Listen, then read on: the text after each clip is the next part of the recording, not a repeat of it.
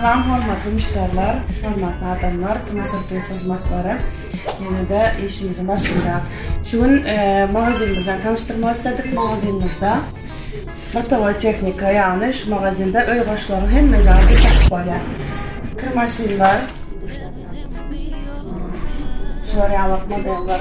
Men öz alanım, aradım, Batavoy kırmaşin, aldıklarını. Bahalar imodan tavarlaşıp bilip bilersiniz. Plisoslar, dupovkalar, mikrovolnovka garas hemme zat öy qoşları vardır. Havalarımız var.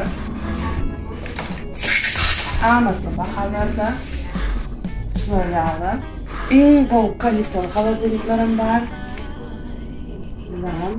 Açmalı, imoda yukarıda numaralarımız vardır, tavarlaşıp bilersiniz. Hormatly müşteriler, indi geldik. Wi-Fi routerları dağıtıcı, yani usleyici.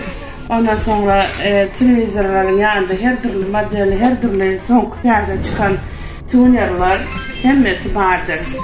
Havarlaşıp bilersiniz.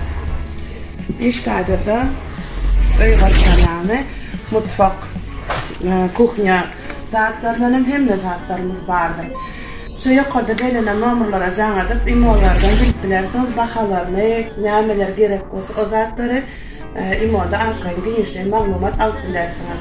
Magazinde hatta amatlı televizorlara geldik. Televizorlarımızdan her türlü 55'lik, 43'lük, 32'lik, her nemede vardır. Televizorlarımızdan katı modellerde firmaların katı qoğu, rançaların qoğu. Havarlaşıp bilersiniz. Yani öy qoşlarının hemme zadı şu magazinden tapılıyor. Müşteriler, bunlara marazinlikler, yani marazinlik tadı razmerler var. Küçüsü, ulusu, şunlar yağlı. Marazinlik var. Epesinde açı. Ben etim vardı. Şunlar yağlı. Şimdi geldik gaz plitalara.